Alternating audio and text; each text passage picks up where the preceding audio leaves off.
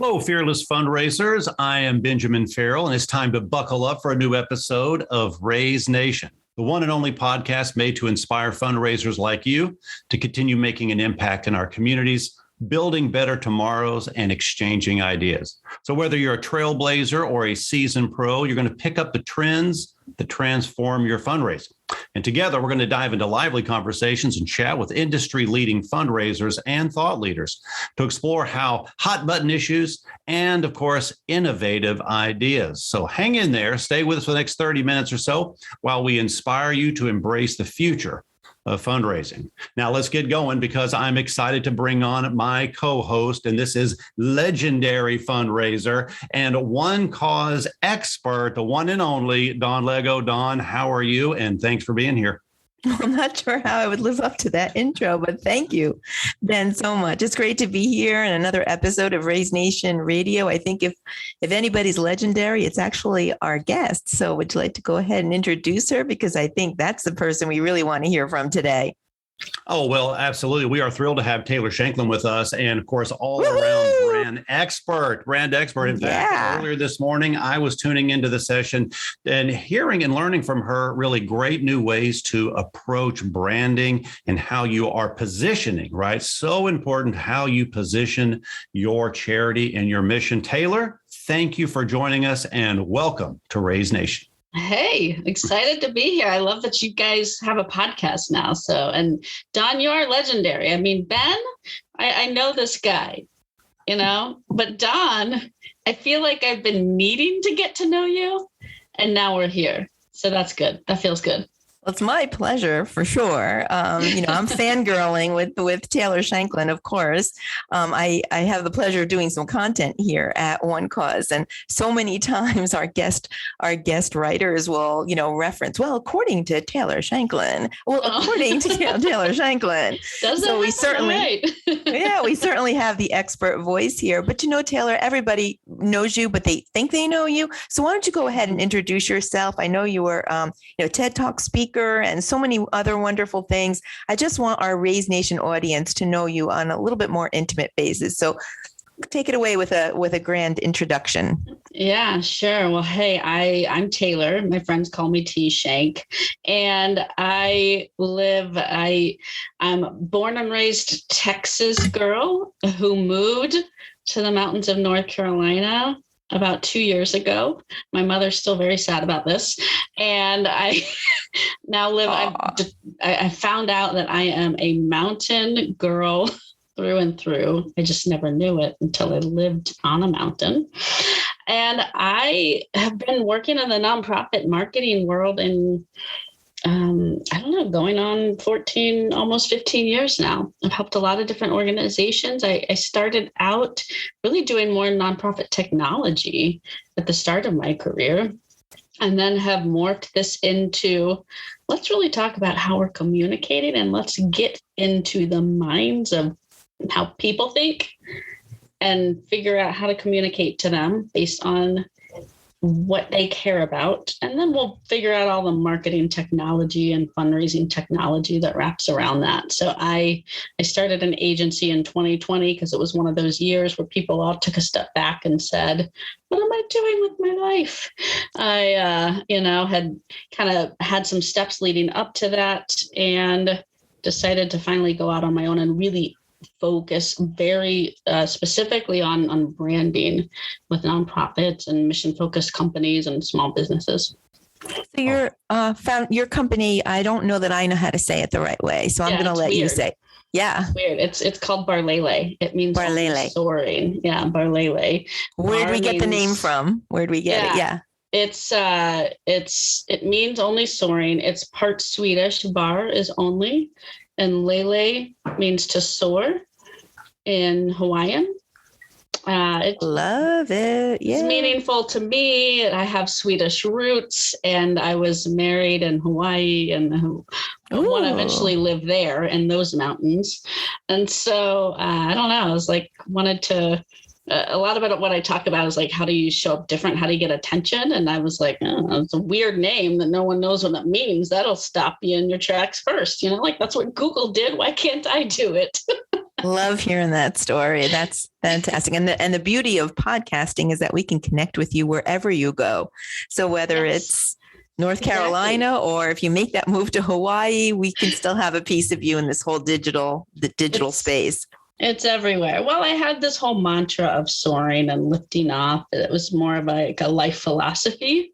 And I wanted to take that. I took that into my work too, and thinking about like a lot of times when you focus more on the message and what you're communicating and how it fits into the life of the person on the other side of that message, that's when you actually can lift off and grow. And so that's the deep meaning to it.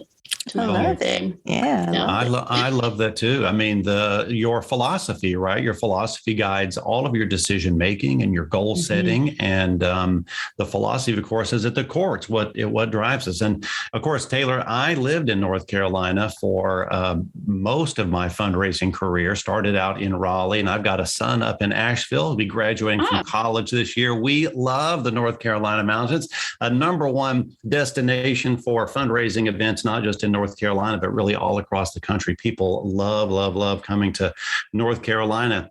And we have to mention Texas, Taylor. We have to mention Texas. If you go to Texas, I heard Sean Acor, positive psychologist, once say that he said, I'd never left the country. I'd never done any foreign travel. And he said, most people in Texas feel like anything outside of Texas is foreign travel. So it's true. Yeah. Yes. So what was the big difference? What were some of the changes you found going from Texas to North Carolina? Oh, that's a good question. Well, this whole journey actually started after a 50-state road trip that I did with my kids and my husband in 2018. We went to all 50 states in 6 months. And because we're crazy like that. We were like these work from home nomads before COVID already. And so we saw a lot, and we were living in Texas. Yes. As someone who was born and bred in Texas, it's this whole different kind of world. And a lot of times you think like, oh, I'm a Texan, like Texas is the best. No other state like it. Like this is the attitude. Okay. I can say that as someone who has had that attitude. And then you start venturing out into other states more, and you're like, there's a lot of cool places to live. And I, quite frankly, I actually was born in Austin, which is not something you hear a lot of these days. If you've ever been down to Austin specifically, everybody came from some place else now. That's right. That's had right. a cab driver once. I told her, we were talking, an Uber driver, we were talking, and I said, we were talking about our backgrounds. And I said, oh, I actually grew up here, like right down there. She was like, wait, can I touch you? Oh my. Like, are you real? Like, I mean, she was joking, but she's like, I drive people all over the place, and I've never actually met anyone who was born here. So yes, that is the mindset. I got out. One of the biggest differences, just first off, it's not hot. That's amazing. Right. I was tired of traffic in Austin. Austin has just exploded. I actually love Asheville because it feels very similar to how Austin was when I was growing up. And now Austin is just so chaotic with people and traffic and the heat and the cockroaches and the red wasps. Wow, that's a picture and a half for sure. I mean, they got great live music. They've got great bars. There's a lot of cool people there. There's a lot of amazing tech startups in Austin and Dallas. And I lived in Fort Worth for a while. You got the whole cowboy scene there. It's cool. But I really like it here. I think there's a lot of biological diversity in North Carolina that I love. You can be at the beach, and 5 hours later, you can be in the mountains skiing. And I just like that. And I actually really like being on the East Coast-ish, because there's so many more places you can drive to. Used to be like it took you a whole day to get out of the country of Texas. Yeah. Well, you can go down and visit Ben. You can come up and visit me, because we're all on the coast. And good news is that there's fundraisers in all of those locations who are probably pretty excited to hear some things that you have to say. And I know you've had a really, really busy day today with a session in the morning at the Raise conference, another one in the afternoon, and now this interview. So what, in the spirit of soaring, what are we telling fundraisers these days to soar their fundraising? It's been quite a 19 months for sure. And we probably need to be doing things like building brands, what you talked about this morning, and getting really good at that. But what is your message today and in the future, Taylor, to fundraisers about soaring their fundraising, their brand, their mission? Take that away. Yeah. I think one of my biggest messages is to get comfortable being uncomfortable, trying some new things. So clearly, we have all been forced into trying new things over the last 18 months. And I'd like that spirit of innovation to continue.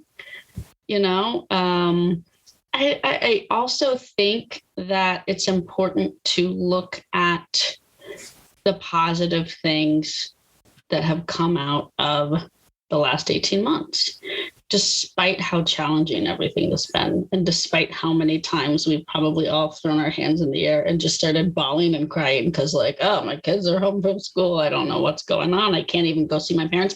I just saw my parents for the first time in 18 months, 4 weeks ago, because we weren't traveling, we didn't want to take anything to them. They're in their 70s. And so, but I think there's a lot that has changed us all that doesn't happen very often. A pandemic like this happens once every 100 years-ish. So I would say look for the positive things that have, how this uncomfortable change has also forced you to be different, to try new things, to go out on a limb, to let go of the fear a little bit, and to push you into the uncomfortableness, because growth comes from discomfort. When everything's just hunky-dory all the time, we're not growing. Everything's just good, right?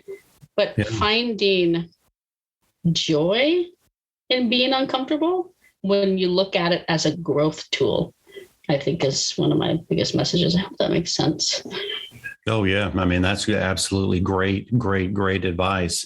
And really leading your team, your organization by focusing on what's possible, leading your team with a positive expectancy, knowing that we're all fearful, right? We're all uncomfortable and we're all in the same boat, which is unknowing what's going to work and what's not going to work.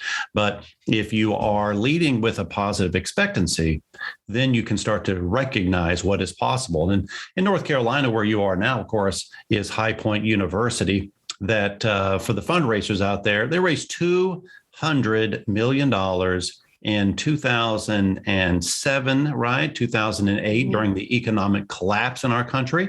And they did so by focusing on what was possible. The leader there, Dr. Nito Kubain, very inspirational person with a great story in his own right, if you don't know him. But he said they just institute a policy that if you are thinking of why something won't work, we're not going to ask you to share it.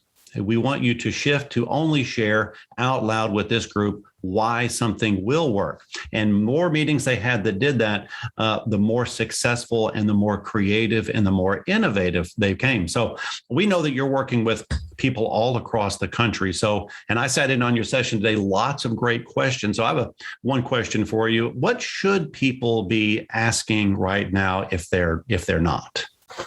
Ooh, that is a good question. I think relating to my session, at least when you're thinking about your brand and how you're communicating, your organization, your mission, your need for support, I think people should be asking, why does it matter and what's in it for them? And when I talk about them, I mean your donors, your volunteers, your advocates?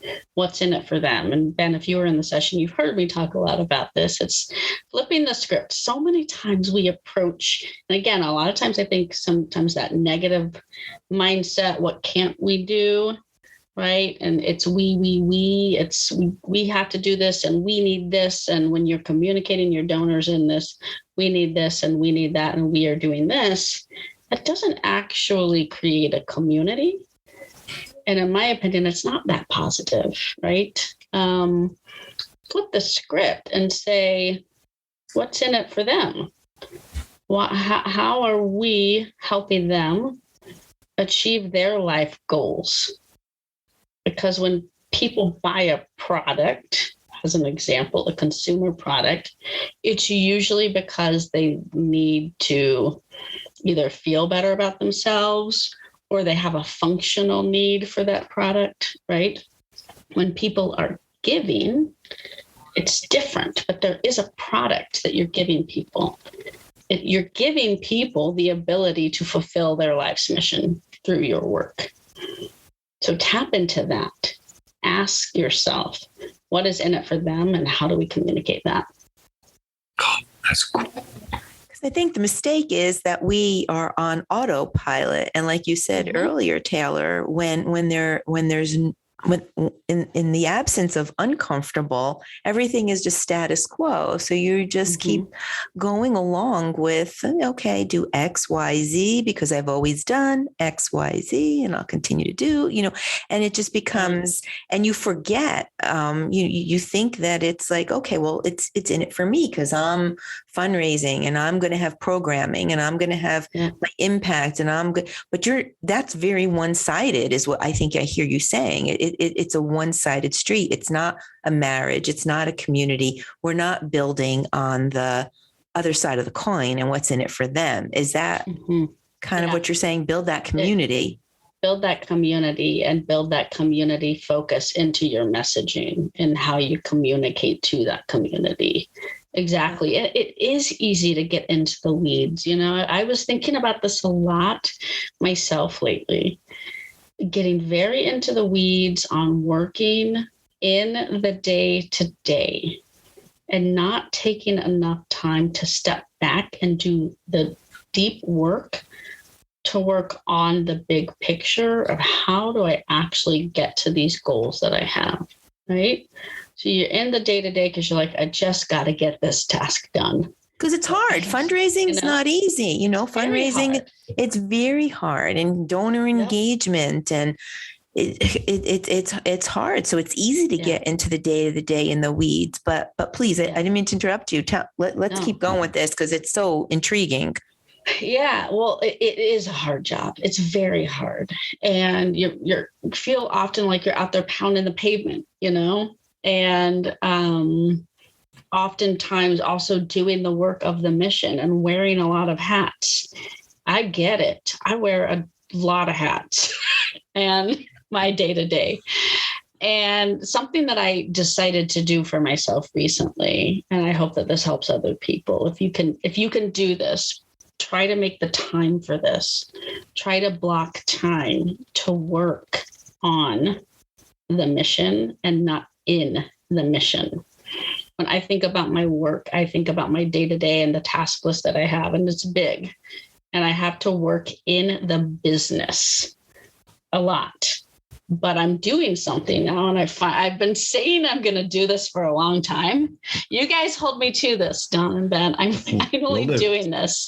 I'm not booking any meetings on Friday because I need a day to work. No meeting Fridays. Yep. The mission. And you have no idea how long I've had no meeting Fridays blocked on my calendar, and it always gets taken up, at least like sometimes not the whole day, like other days of the week, but with one or two. And that's still a disruption for me to have that day to work on the bigger mission and the bigger picture. Right. And so I think fundraisers need that. I think they need a time to step back and work on the mission, aside from all the stuff you have to do in the mission.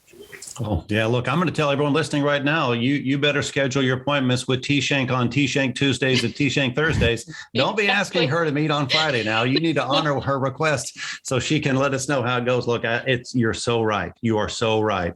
And how many times do people, they get up in the morning, the first thing they do is they open that email inbox and then they just are swept away. They're swept away of the currents of those pressing moments. But if you can put your mission first, your mental health first, your personal development first, that you respond to all those emails and messages in such a better perspective. That is great advice. And, I want to go back to what you said about how donors feel when they are reading your messaging, reading your emails, and when you're asking them to participate in the fundraising.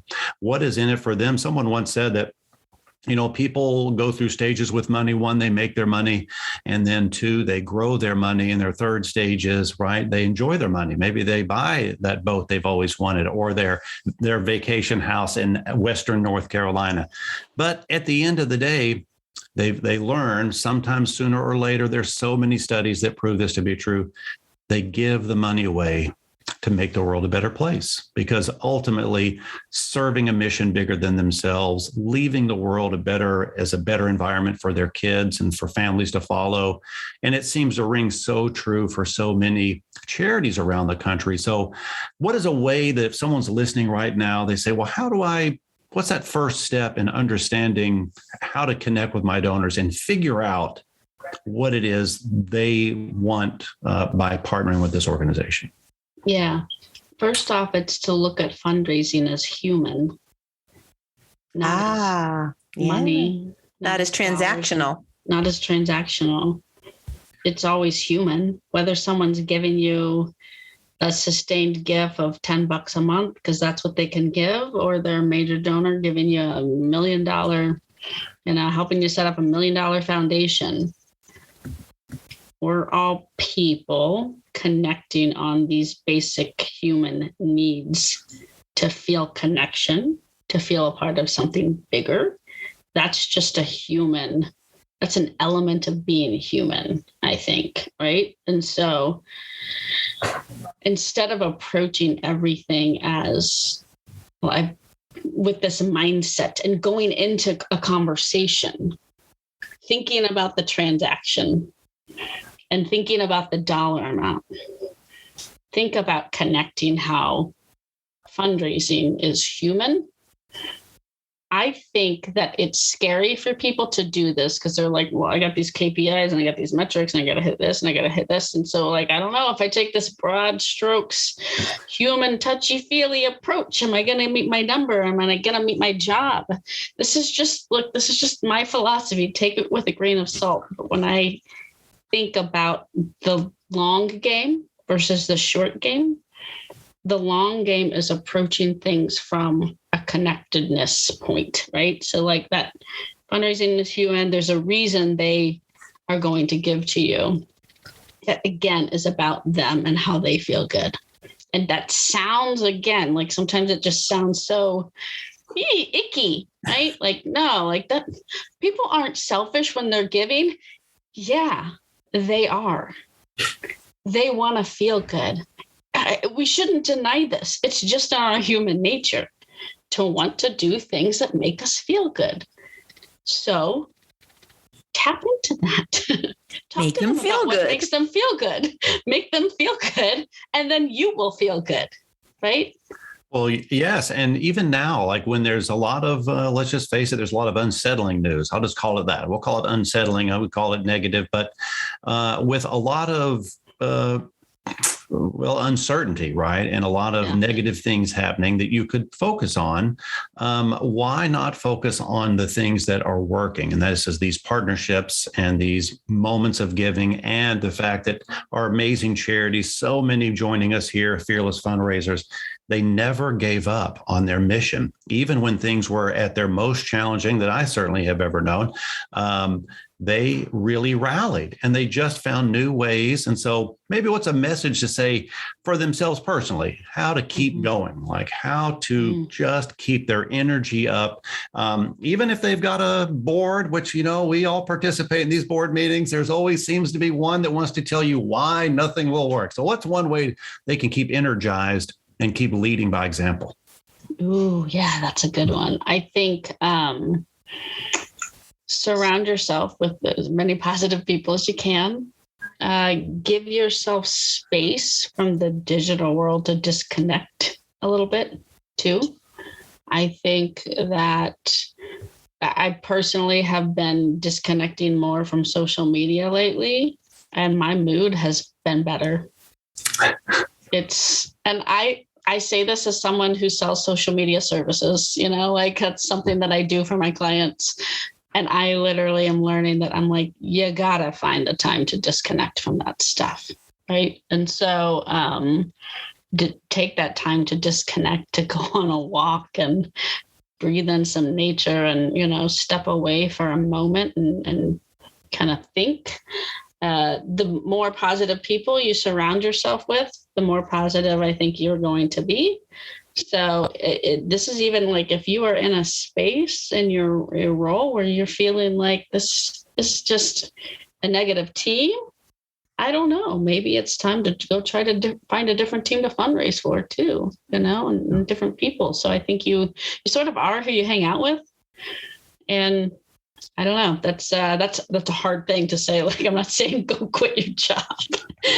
I'm just saying, like, in your personal life and your professional, I've tried to surround yourself with more positive people, more positive thoughts, disconnect from the news sometimes, stay informed, but don't let it ruin your life and make you feel all, completely like the world is, Chicken Little, the world is ending all the time. Because really, like, when you think about this, we've come a long way.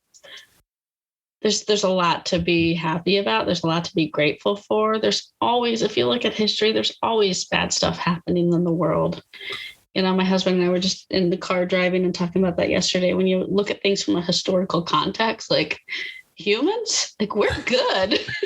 We have figured a lot out. We have amazing lives right now, amazing technology, amazing capabilities, and things at our fingertips that no one could ever imagine, and so 100 years ago. So be grateful for the fact that we've really progressed in this just phenomenal way, so celebrate that. It's all about the balance and perception and attitude, right? Too much social media is probably too much social media. So, whether it's social media or working or relaxing, it's all about just finding that balance and keeping it positive.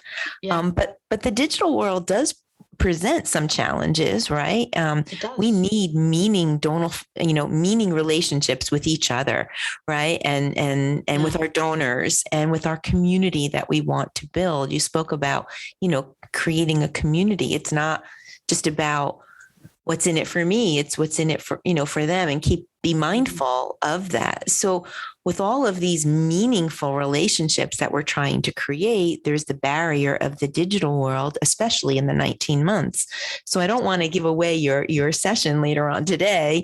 But what advice do you have? How do you build on meaningful connections? How do you build community? How do you build what's in it for them and balance with the whole digital world, and maybe the digital world being your only option when there's a global health crisis?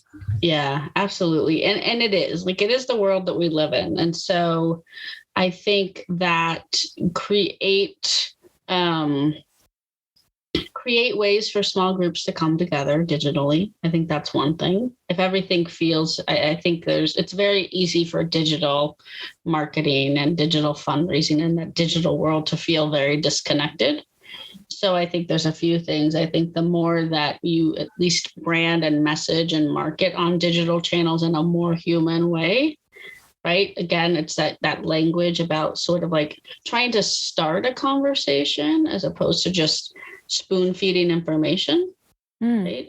So that's a way to think about how do we even start a conversation on a digital channel where it's more conversation oriented.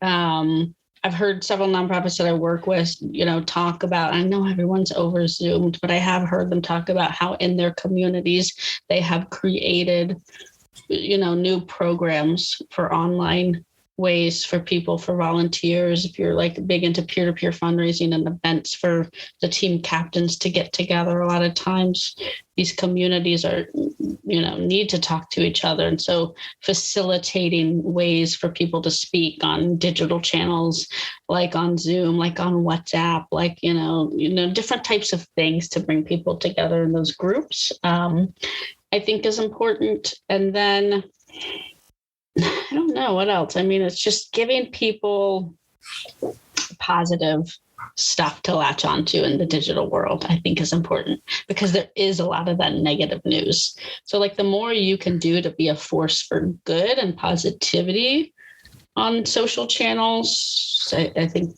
people appreciate that stuff right now a lot. So what I'm hearing, it's not so much the channel. It's not so much whether it's email or snail mail or webinars or, social media or podcasts. It's not so much that. It's not the channel to get hung up on. It's more your approach in that channel and making sure that you're bringing humanity in it and remembering that people are human and there's a what's in it for me, but what's in it for them. And that mindset and the positivity and the attitude. So who cares about the channel, whether it's digital, whether we're in person, who cares? Remember these fundamental, goals about, the brand, the messaging, the humanity. Don't go on overdrive with the mission. Work, on the mission, as you said before, not always in the mission. So it doesn't really matter if we're in person or digital. Keep it real, keep it humanity, focused. And I think that's what you're saying, or at least that's what I'm hearing. So I think that's really good advice. Like we get so paralyzed the minute we hear that it's, something new or digital, or I can't make a community virtually. Sure. You sure can. Why not? It's no different, right? It's just no different. Just keep that focus on humanity. Oh, gosh. And that conversation, this is something that I would, maybe the highest importance here is one thing that seems to be lacking is the conversation between you and your donors. And so Taylor, great advice by saying, let's introduce a conversation between you and me about how we can improve, how we can grow, how we can build these bridges of understanding. Because if you're only posting stories or you're just pictures, there's just not a room or an opportunity for a donor to step in and say, this is what I like, this is why I give. So I think keep in mind in all those communications, your conversation, keep the conversation going. Very, very helpful. And what's in it for them? Yeah, I hadn't thought. Yeah. That really needs to be a focus. We think it's give me the money, right? Well, I'm building better tomorrows. This is my impact. This is my programming. I've told you enough. Give me the check. But they want to feel good about it. Make them feel good. It's so simple, really. Yeah. When you think about it.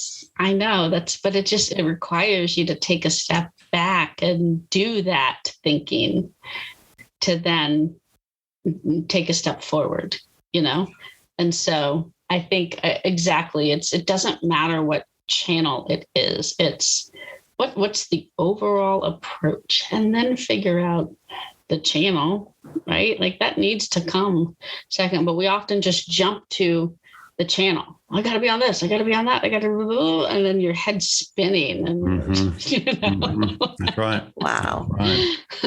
I do want to follow up something you said about surrounding yourself with those positive people, because you are who you hang around with. You know, I think it was the great Les Brown said, you are the average of the 5 people you spend the most time with. And if you're the smartest person in the group, you better find someone else to add. You better find someone added there. So I just wanted to make sure that I just reinforce that great advice, which surround yourself, find those, attract those positive people so you can be successful. And, you know, we're getting a little bit close here on time, but Taylor, we love to ask everyone who joins us.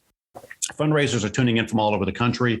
Obviously, this is ever changing. We're doing things we've never done before. So if they could have one, you know, if you could share one piece of advice, something they could do starting today, and you've given lots of obviously great examples today, but there's one piece of advice you want to share with these fearless fundraisers as they approach this fall season and as they look ahead to spring of 2022, what would that be? Take a deep breath, you know. Let's all do that together. Breathe. That's right. In through the nose, out through the mouth. Yep, there you go. Yeah. I mean, how many times do I have to take a deep breath and remind myself of this own advice? But take a deep breath and really focus on what are the most important priorities to lean into, because it's really easy for us to look at, you know, we got to do this and we got to do this and we got to do this and we got to do this and we got to do this. And there's 100,000 things we could all be doing. Yes. What is going to maximize your results? Choose 3 things to really focus on this quarter. And that's it. And breathe. And breathe. Breathe through it all. Yeah, exactly. But like really, God, the most successful organizations, the most successful companies that I follow are focused. The companies and the organizations who I see treading water for years and years and years and years are trying to do too many things.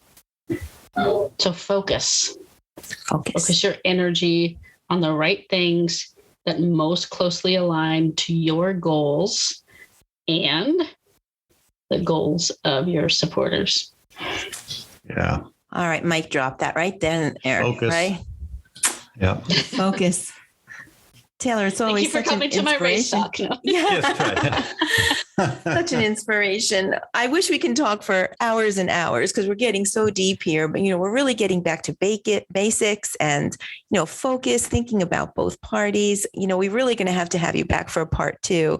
But I am afraid that's all the time we have for today. So Fearless Fundraisers, thank you so much for listening. We certainly hope you enjoyed today's Raise Nation topic. And certainly this particular episode was more than your daily dose of fundraising inspiration. It's important that I also thank our sponsor, One Cause, for making this episode possible. One Cause is driving the future of fundraising with easy-to-use software solutions that help nonprofits connect with donors. So be sure to check them out at onecause.com. So on behalf of my wonderful, very inspirational co-host, Ben Farrell, and me, a big shout out and thanks to our guest, Taylor Shanklin, or Tay Shank. Yeah. Thank you, guys. T Shank, right? Yeah, you got it. I enjoyed it today. Thanks for having me. Yeah, thank you so much for sharing all your expert advice and, you know, just being so real and authentic with us today. So Fearless Fundraisers, if you're looking for more, you certainly can find Taylor at the Raise Conference app. But Taylor, how can we connect with you? Yeah, you can find me on my website, barlele.com, BARLELE.com. You can email me, Taylor, TAYLOR @barlele.com, or go find me on LinkedIn, Taylor Shanklin. I'm there a lot. Yes, she's there a lot. I can attest to that. I'm always following Taylor. So if you're not following her, you should start. That's really good advice for today. So we can all do this together. Let's breathe. Remember the humanity. Remember the focus. And you got that today from the one and only Taylor Shanklin. So until next time, I'm Dawn Lego, and this is Raise Nation Radio. Stay fearless out there. One Cause is the proud sponsor of Raise Nation Radio and your daily dose of fundraising inspiration. One Cause is driving the future of fundraising with easy-to-use software solutions that help nonprofits connect with donors.